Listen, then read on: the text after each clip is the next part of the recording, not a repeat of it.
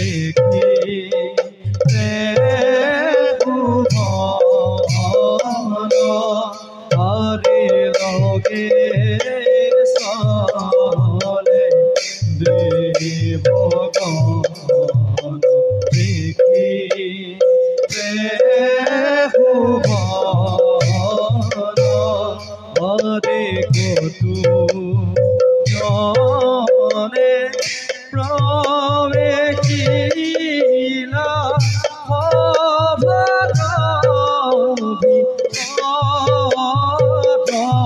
হরে রাম রাম ভূমি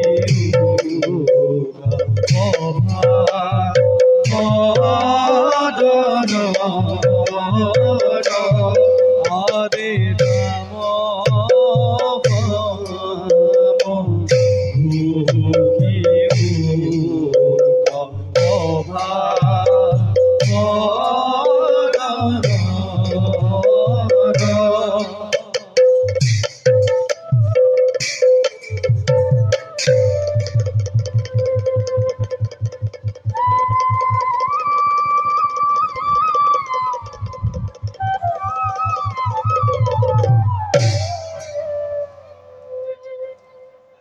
ইন্দ্রময় হরগর রজা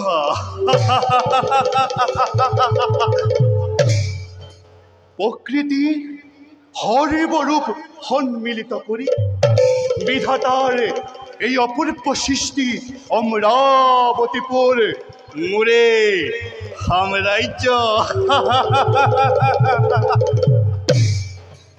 স্বর্গীয় জ্যোতিরে ভরা এই অমরাবতীপুর নহে জানো দেবগণ দেবতার অমূল্য সম্পদ।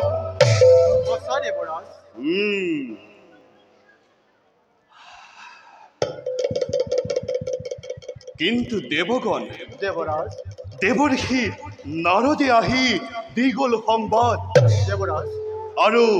আৰু কিছুদিনৰ পাছতে পৃথিৱীত মহাপ্ৰলয়ৰ সূচনা হ'ব।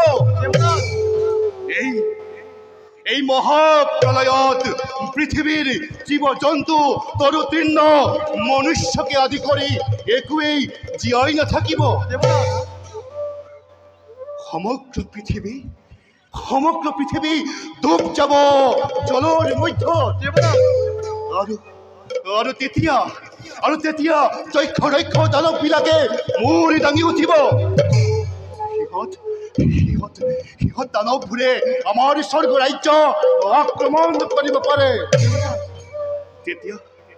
তেতিয়া তাৰ উপায় কি হ'ব দেৱগণ?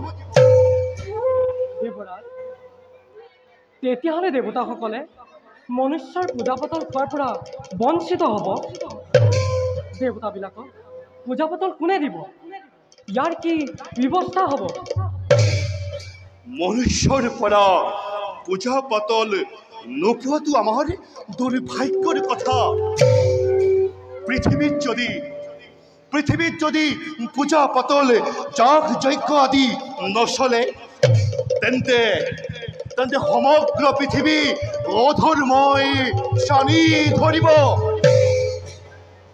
এই ক্ষেত্ৰত মৃত্যু অধিপতিয়ে কি ভাবি পাইছে? ক'বলৈ আৰু কি আছে দেৱৰাজ? মোৰ নামত পূজা পাতল একোৱেই নাই।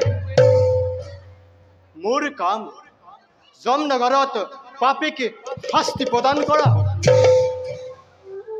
মহাপ্ৰলয়ৰ লগে লগে সকলোবোৰ মৃত আত্মা যমনগৰীত ভৰি পৰিব।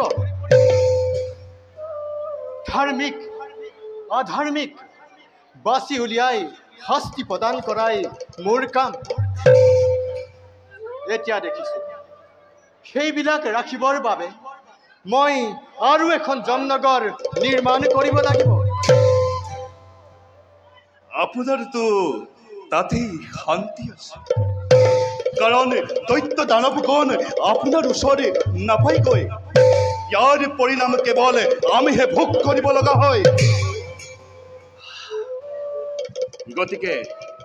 গতিকে দেৱগণ, দেৱৰাজ আমি বিষ্ণুৰ ওচৰলৈ গৈ ইয়াৰ বিষয়ে আলোচনা কৰিব লাগিব। হয় দেৱৰাজ নহলে নহলে স্বৰ্গ ৰক্ষা কৰাটো আমাৰ বাবে কঠিন হৈ পৰিব। জগতকৰ্তাৰ বাদে আমাৰ হাতত আৰু একো উপায় নাই। আমি তালৈ যাব লাগিব। তেন্তে তেন্তে ৰৈ থকাৰ কোনো কাৰণ নেদেখো। হয় দেৱৰাজ ব'লা দেৱগণ, আজিৰ সভা ইমানতেই ভংগ বুলি গৰিল ঘোষণা। ব'লক দেৱৰাজ।